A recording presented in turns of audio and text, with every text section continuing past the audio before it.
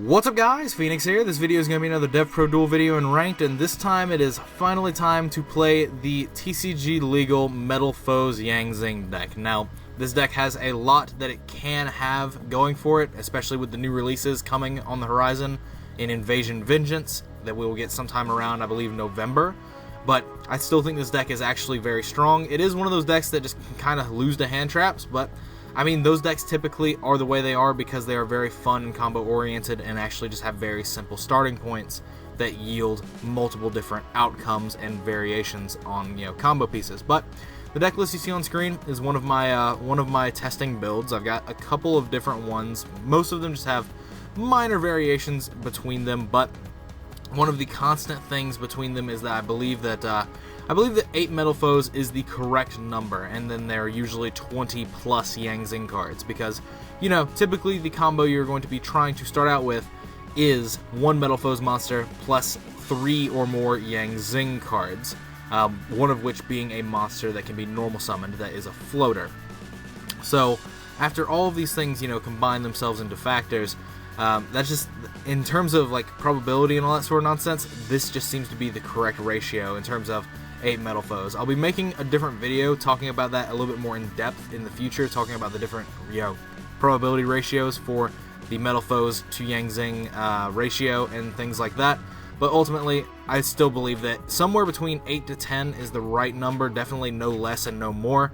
But even then, 10 is still on the sort of upward string where you're going to start drawing a lot of them in conjunction with your Zing cards, and then your hands typically start getting flooded with more Metalfoes than Zings, and you end up starting to overall harm your performance of how the deck is meant to function. But overall, I really like this deck. I feel like this deck can have some sort of competitive nature in the current format until we get those new cards. But ultimately, I mean, I'm just going to play some games with it, and I'm going to let you guys be the judge of that. But other than that, let's just jump into the game. These things are finally legal for Ranked. Alright, so fun fact, I was about to start filming this video in Unranked because I got very tired of DevPro not updating itself to put Zings into the Ranked card pool, and then I got booted from the server, auto-disconnected, and had to update the software, and all of a sudden they're legal for TCG play finally. I mean, it's a Monday, so they definitely should have been legal sometime elsewhere, but anyway, regardless, so we've opened the combo, so that's good. So we're just going to do the standard, bog standard turn 1 combo. We get to back it up with a Solemn Warning, so it's actually 4 negates in this instance as well, unless I get Veilered, in which case, gonna suck. But, I mean, I'm very much a fan of playing these lose the Veiler decks, because they're really fun when they do actually, function. When you don't get Veilered or Max Seed, these decks are incredibly high in their ceiling. And basically, better have it. If you don't have it, you're probably going to lose. And that's essentially how this sort of goes. Yeah, definitely not going to try and spin cards here. I'm going to pop the Chi-Win here, and I'm going to bring back the Jiaotu. And in this instance, the Chi-Win's floater effect will be used, and I'll special summon a Zephyr Neo. So I'm basically just going through the same turn 1 combo that I showed on the previous video, where you end with 3 negations that are made and or searched, but in this instance, like I've already said, I have the Solemn Warning, so there's actually just an extra negation here for free. But so, pop the combination, special summon the Jiaotu again, just literally abuse this Jiaotu, like there's no tomorrow. So this was an 8 scale, alright, so I need a 1. So the one that I'm going to get here is Gold Driver, because Gold Driver will be able to pop something. I don't think I have done this correctly. No, I have. What am I saying? I have 100% done this correctly, because what I'm going to be able to do is use this to pop this, and this is going to get Pendulum summoned after I set my scale up again. That is what I'm doing. But yeah, so activate this to target this and pop it, and then that gets a combination set, and I'm actually a retard. So there is that. I was supposed to get a floater back here. I was supposed to get a floater back, that way I could have popped it and then gone into another Jiaotu. Oh, this is bad. This is bad for me. I started talking, and I lost my sense of focus. Whoops. Whoopsie daisy. Whoops. Oh well. I still think I could probably just win on principle that it's Titanic Galaxy warning. I need to stop talking and losing my focus. I knew exactly what I wanted to do there.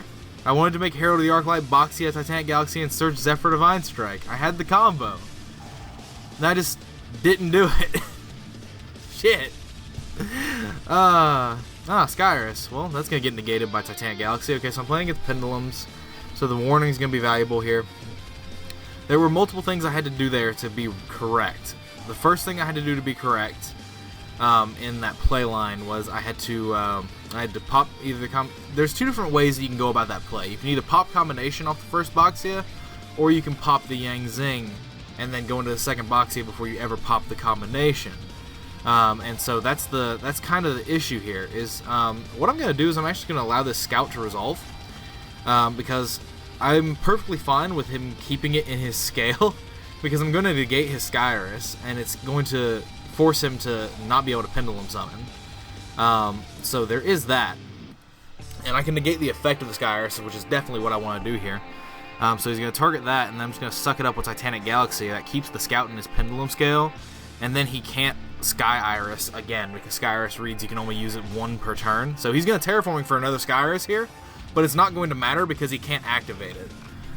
So absolutely fine by me. But even if it wasn't fine, I still have Solemn Warning, so there is that.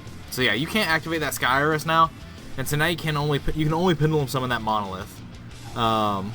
Oh, Arch Phoenix-centric. Are you going to Arch Phoenix-centric your own Scout? Let's go! Come on! Oh no, you're popping my combination.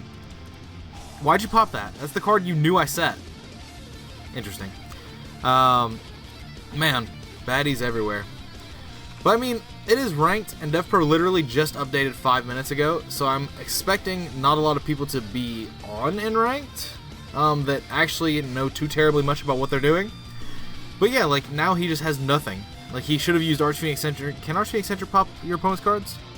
No, it's target one spell trap card on the field. So you can use Arch Phoenix-centric to pop his Scout, and then he could set a scale of something, and then he could Pendulum his Scout and his Monolith. Yeah, like, he can just, all he gets to do is Pendulum summon Monolith here. That's so bad. That's so actually just terrible. And then next turn I'm going to negate a Skyris with the Titanic Galaxy again. Like, damn. Alright, well, okay, so even though I completely balls this up because I didn't pay attention to anything that I was doing, yeah, and I'm not even going to let that happen. I'm going to detach this Boxia so that I can float it, or like I can recycle it off of, like, Yang Zing Path, because that'd be cool. But, yeah. Like, it just turns out my opponent doesn't want to play Yu-Gi-Oh! So he's going to search for the Allies Pendulum Dragon. He's probably going to search for something like Monkey Board. Yeah, alright. So, let's see. I can definitely spin the Skyris and the Scout. That's Metalfoes Fusion, and that's the last target in my deck to pop for these, and that kind of annoys me, but that's actually fine. Because now I can just actually just do the rest of the play that I should have done turn 1, but I can get more value out of it because Boxy is going to be spinning cards. I'm so confused as to why he popped my combination when he should have known that's the one that's set. Because it was set off Goal Driver. So, I don't know. I stopped vouching for the quality of players on DevPro a long time ago because in most cases it's actually just kind of non-existent. I would like to not warning my own summon. I can use this. I can actually search Path here, and I could actually use it to draw more cards. I've got the warning, so I don't think I actually need anything else. So yeah, I'll just get Path. Path seems fine. Because I can make Boxia here, and I can just do a bunch of nonsense. I can make Boxia and Void Ogre and Herald. I can do a lot of different things. No. Yes, I would love to use its effect. I get to shuffle these back. I get to target it because it's a Scout. Got him. Now I can set this, I can pop it, but first, how many Yang Zings are in my graveyard? I've got the Boxia, I've got a Chiwen that's live, I've got those and those. Alright, so I'm going to basically just be bringing back the Jiaotu, so I'm going to put back this, and I'm going to just shuffle up and draw the cards. And, okay, so that's actually really good. That's another Metalfoes. So I can set this, and I can actually bring back, I can actually make Nirvana High Paladin here, which is actually pretty cool. But so we'll just we'll special this, and then this gets to shuffle itself back into the deck and draw a card, which is another silver. Interesting. But so what I can actually do is I can actually make Herald, and then I can make Herald or another Boxia. I can make a second Boxia and then Nirvana High Paladin, and that Nirvana High Paladin will add back the thing. I can also use Boxia to revive cards. Damn, have I normal summoned? I haven't normal summoned yet either. That's actually really cool. But what I can do here is this is going to be the play, is that I haven't normal summoned yet, and so what I'm going to do here is that, have I Pendulum summoned? Yes, I have. Is that I'm going to use Boxia. Boxia is going to pop the, what are these, ones? These are both ones, so it's going to pop the Gold Driver, and I'm going to bring back the Jiao-Tu, just to do some nice and saucy plays. So the Jiao-Tu is back now, and so what I'm going to be able to do is I'm actually going to be able to, I'm going to be able to go into, I'm going to be able to float the Jiao-Tu into another card. But do I want to do that specifically right now in this time frame? This summons itself, normal summons. This can normal summon itself. You know what? I'm just gonna make the Nirvana High Paladin. It doesn't really matter. But I can actually just reset the Metalfoes fusion from my deck first, which is actually what I'm gonna do. This summons in either position, right?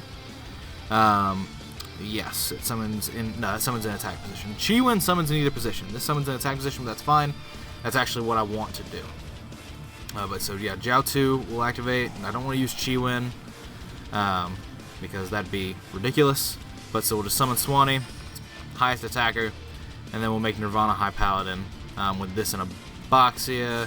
And then this is actually really cool because it can add back any card, so I could actually add back Metalfoes combinations or whatever.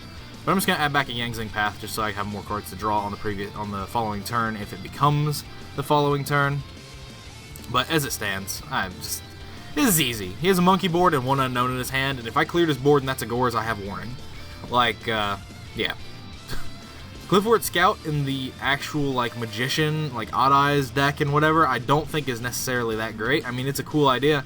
It's the same sort of idea of the Metalfoes deck using it, because, you know, you play Scout, you search Monolith, you use a Metalfoes to pop the Scout, and then you're able to Pendulum summon those as 2 level 5 machines that make Nova, make Infinity.